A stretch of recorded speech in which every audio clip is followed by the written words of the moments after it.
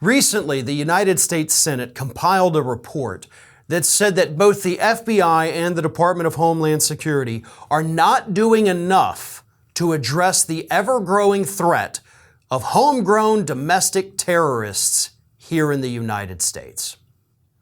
Now, this report came out about 4 or 5 days before that tragedy in Colorado Springs, which of course was a hate crime, driven by a right-wing domestic terrorist who had become radicalized due to the massive amount of misinformation and outright lies being fed to them by conservative media.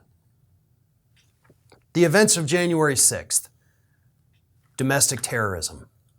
The threats, the death threats against elected officials, against election officials, domestic terrorism.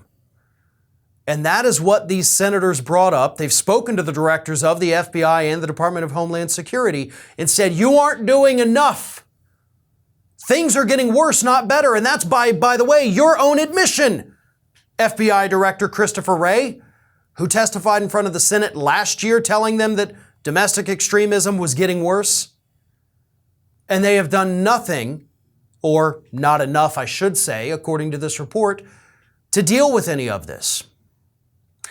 And of course, the report doesn't just say that the Department of Homeland Security, FBI are sleeping on the job. They're also pointing out the role that social media plays in all of this. And once again, I can't help but think of what happened in Colorado Springs. We have conservative nut jobs on social media every single day telling us that the LGBT community is somehow sexualizing children.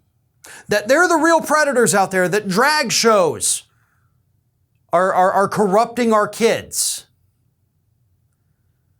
That constant barrage of attacks radicalizes people who then go commit atrocities.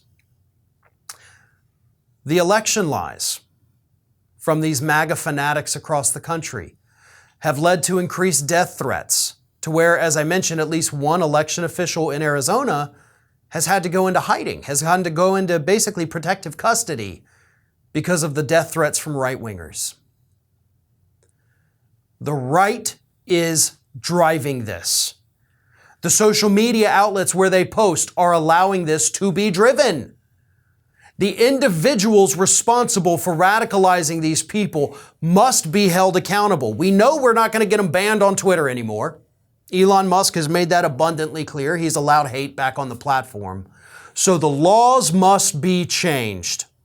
Those who engage in the radicalization have to be held to the same account that those who issue the threats are.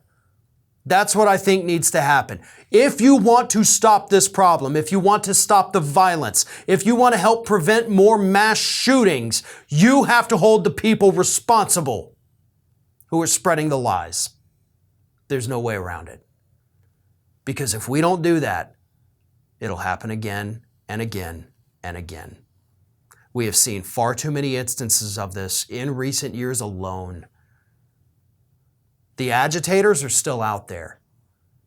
And the FBI, Homeland Security, they're not doing a damn thing about it. This is Hattie. Hattie wants to know why you have not subscribed to our channel. You obviously like our videos, so do us a favor and subscribe.